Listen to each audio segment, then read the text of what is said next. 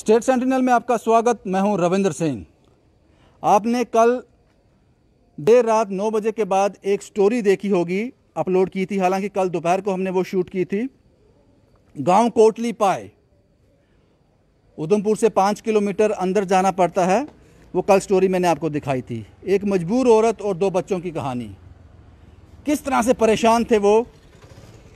घर नहीं था उनके पास, गैस नहीं थी उनके पास, कुछ भी ऐसे प्रबंध नहीं थे जिससे एक आसान ज़िंदगी जी जा सके। हालात मुश्किल थे। और आपकी जानकारी के लिए आपको बता दूं, ये पहली स्टोरी ऐसी होगी जिसका फॉलोअप करने के लिए मैं नहीं जा रहा हूं। उसका कारण ये है जनाब, मात्र चंद घंटों में सरकार सामने आ गई। हमें कोई परहेज नहीं है किसी पॉलिटिशियन की तारीफ करने में। जो अच्छा काम करता है उसका नाम भी होना चाहिए। मैं बात कर रहा हूं जितेंद्र सिंह साहब की। मेंबर पार्लियामेंट हैं इसी इलाके से। जब उनकी नॉलेज में ये बात आई तो तुरंत एक्शन हुआ।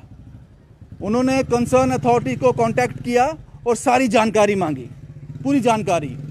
ऐसा क्यों है, ऐसा नहीं होना चाहिए। तुरंत एक्शन हुआ। और इसलिए मैं कह रहा हूं, मैं फॉलोअप करने नहीं जाऊंगा कि चीज़ें आसान हो गई हैं। जो सिविल सोसाइटी थी वो अपना काम करती है। आज सुबह से उनके घर में राशन, जो भी ज़रूरी चीज़ें थी वो उनको मिल गई हैं। उस महिला ने मुझे फ़ोन किया, कहा भैया अब जो लोग आ रहे हैं उनको मना कर दो, उनको बोलो राशन लेके मत आए, कोई भी सामान लेके मत आए, क्योंकि मेरे पास जगह नहीं है। जो आ गया है उसको संभालना मुश्किल है। उनके अकाउंट में पैसे भी जा रहे हैं जो उनके बच्चों की पढ़ाई के लिए, उनके अच्छे मुस्तकबिल के लिए काम आएंगे। बात समझ आ गई। इसलिए मैं फॉलोअप करने नहीं जा रहा। और फिर से मैं कह रहा हूं, मैं शुक्रगुजार हूं जितेंद्र सिंह साहब का, तहे दिल से शुक्रिया। मात्र चंद घंटों में वो सामने आए और इनका भी शुक्रिया अदा करता हूं। पहली भी मेरी स्टोरीज में आपने इनको देखा होगा। ये प्रीति चौधरी हैं, भारतीय जनता युवा मोर्चा की वाइस प्रेसिडेंट हैं। जब भी इस तरह की स्टोरीज सामने आती हैं, ये अपने कामों में लग जाती हैं। इनका काम होता है कि एडमिनिस्ट्रेशन को पकड़ना कि यहाँ लैब्स क्यों हैं। इन्होंने अपनी कवायद शुरू कर दी मेरी स्टोरी को देखने के बाद। क्या अब ग्राउंड के हालात हैं, एडमिनिस्ट्रेशन ने क्या फैसला किया, जितेंद्र सिंह साहब का किस तरह से इसमें इंटरवेंशन रहा, वो मैं सब आपको बताता हूँ। प्रीति जी, पहले तो आपका बहुत बहुत शुक्रिया कि आप भी गरीबों की आवाज़ हैं। आप ही उनके लिए काफ़ी हेल्प करती हैं। अब क्या सिचुएशन है उस परिवार की और किस तरह के एफर्ट लगाए गए हैं इसमें? रविंदर जी, पहली बार भी जब हम उधमपुर की एक स्टोरी कवर करने गए थे, तब भी जो डॉक्टर जितेंद्र सिंह जी हैं, हमारे माननीय मंत्री और पीएमओ ऑफिस में बैठे हैं, वो उनकी कॉन्स्टिट्यूंसी पड़ती है। तो उनका टाइमली इंटरवेंशन करना हमारे लिए बहुत फायदेमंद रहता है। सामाजिक कार्यकर्ता होने के नाते सिविल सोसाइटी जो है, यहाँ बहुत सारे लोग जो है सामने आ जाते हैं, बड़ी सारी एनजीओज सामने आ जाती हैं। बट जो सरकारी फायदे हैं, जो सरकारी बेसिक बुनियादी फायदे आपको मिल सकती है, जो आपको गवर्नमेंट देगी, उसमें अगर कोई कमी रहती है और उसमें अगर डॉक्टर जितेंद्र सिंह जी का कोई रोल है, तो वो मुझे लगता है हमें अप्रिशिएट करना चाहिए। कल की स्टोरी जैसे ही डॉक्टर जितेंद्र सिंह जी के सामने आती है, तो उसी टाइम उन्होंने इस चीज़ को बहुत सीरियस नोट पे लिया। उनकी डीसी से बात हुई है और जो भी ग्राउंड पे सिचुएशन थी, उनके पास घर नहीं था, उनके पास शौचालय नहीं है, उनके पास गैस का कनेक्शन नहीं है। तो ये सारी चीज़ें कहाँ कमी रहेगी, उनको क्यों नहीं मिले, कहाँ किस सर्वे में उनका नाम नहीं था, या उनके सरपंच या लोकल एडमिनिस्ट्रेशन की फेलियर की वजह से हम कह सकते हैं उनको ये टाइमली चीज़ें नहीं मिल पाई। अब उनकी इंटरवेंशन से ये हो चुका है कि जितनी जल्दी हो सके उनको ये सारी चीज़ें उन्होंने अश्योर कर दी हैं माननीय जितेंद्र सिंह जी ने। और 1-2 दिन में ही उनको गैस कनेक्शन दे दिया जाएगा, उज्ज्वला के बेनिफिट्स उनको डिलीवर कर दिए जाएंगे। 2 या 3 दिन से ज़्यादा टाइम नहीं लगेगा। उनका जो शौचालय है उसके लिए भी फाइल फॉरवर्ड कर दी गई है। माननीय हमारे जितेंद्र सिंह जी ने डीसी को भी इंस्ट्रक्ट कर दिया है कि इनको प्रायोरिटी बेसिस पे लिया जाए। और तीसरा जो आवास योजना है, आवास योजना के तहत ही उनका घर बनना है। आवास योजना के सर्वे के अकॉर्डिंगली उनका 3rd फेज में फॉल करता है उनका घर। और उनकी इंटरवेंशन से, एमओएस पीएमओ ऑफिस में जो बैठे हैं, उनकी इंटरवेंशन से उसको प्रायोरिटी पे लिया जाएगा और उसको 2nd फेज में डाला जाएगा।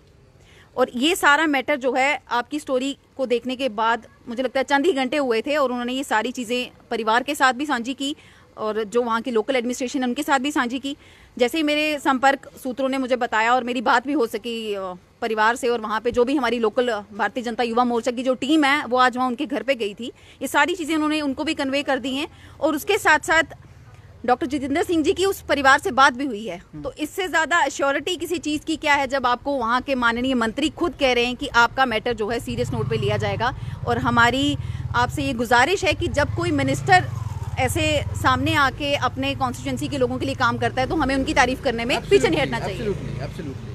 तो आपकी बात हुई जितेंद्र सिंह साहब से हुई या उनके किसी मेरी उनके साथ तो डायरेक्टली बात नहीं हुई। परिवार में जो भी लोग गए हुए थे, हमारी भारतीय जनता युवा मोर्चा की जो टीम वहां गई हुई थी, उन्होंने डॉक्टर जितेंद्र सिंह जी की जो बात है वीता देवी जी के साथ करवाई है, एक उन्होंने बात की है।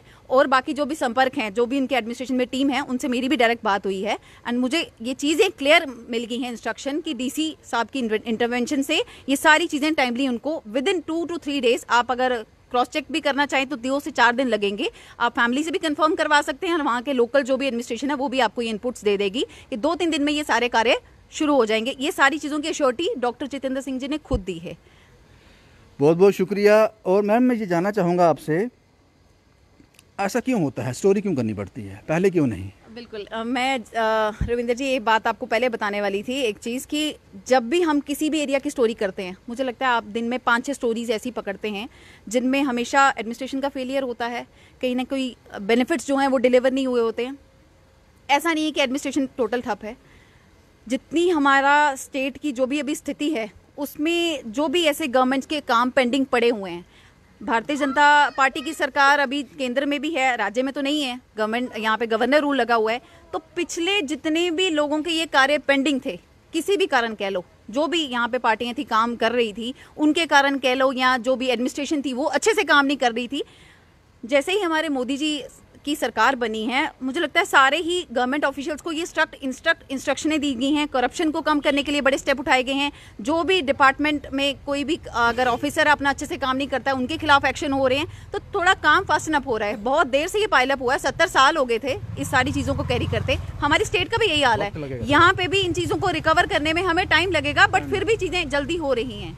मैंने आपसे पहले ही कहा था कि हम जितना मर्जी कहीं भी जाके बात कर लें, अपनी चिल्लाते रहें, जब तक एडमिनिस्ट्रेशन में या जैसे जितेंद्र सिंह जैसे लोग सुनने वाले नहीं होंगे, हमारा रिपोर्ट करने का कोई फ़ायदा नहीं है। अगर उसमें रिएक्शन नहीं होगा, हम रिपोर्ट इसलिए करते हैं, हम प्रतिनिधि हैं, हम उन्हीं के लोग हैं, प्रशासन के लोग हैं, हम सेंटर में बैठे हुए सरकार के लोग ही हैं, जो उनकी आवाज़, लोगों की आवाज़ उन तक पहुँचाते हैं। हम एक ज़रिया बनते हैं।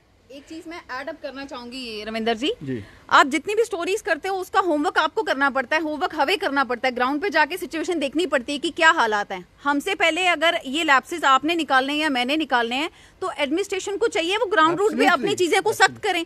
आप जब तक वो चीजें लाइमलाइट में नहीं लाते हो, मुझे अपने रिसोर्सेज या मुझे खुद जाना पड़ता है, वहां से क्लैरिफिकेशन आती है सिर्फ। बिल्कुल, मतलब बाद में अगर कोई स्टोरीज आती है, क्यों किया आपने, हम तो कर रहे थे, हम तो अगर किसी मिनिस्टर की इंटरवेंशन हो, किसी हाई कमांड से आपको फोन आए, तब आप एक्टिव हो जाते हैं। उससे पहले आप मौका ही क्यों देते हैं हमें? आप ऐसी स्टोरीज करना बंद कर देंगे। आप कितनी बार बोलते हो, बट रोज हमें नई स्टोरी मिल जाती है। तो एडमिनिस्ट्रेशन को चाहिए, अभी भी वक्त है, अपने रिसोर्सेज, अपना जो पकड़ है उसको स्ट्रॉन्ग करें। हर एरिया में हमें ऐसी स्टोरीज मिलनी नहीं चाहिए। उनके पास ऐसा कोई भी जरिया हो जिससे उनके ग्राउंड पे जितने भी काम हो रहे हैं उनको वो एक्टिवली देखें, कहीं कोई कमियां ना हो कि आप उनको उठाएं। बिल्कुल। और मैं अभी जम्मू की बात की जाए तो जुगल किशोर साहब और जितेंद्र सिंह साहब, मैं फिर से एक बार आपकी तारीफ़ करना चाहूँगा सिंह साहब, जितेंद्र सिंह साहब, कि आपने इंटरवीन किया और मसला चुटकियों में हल हो गया। अगर हमारे दोनों सांसद जम्मू के, जुगल किशोर साहब, जो भी मैं स्टोरीज़ करता हूँ, क्योंकि मैं जम्मू, मेरी हद एक लिमिटेड है कि जम्मू प्रोविंस ही कवर कर पाता हूँ,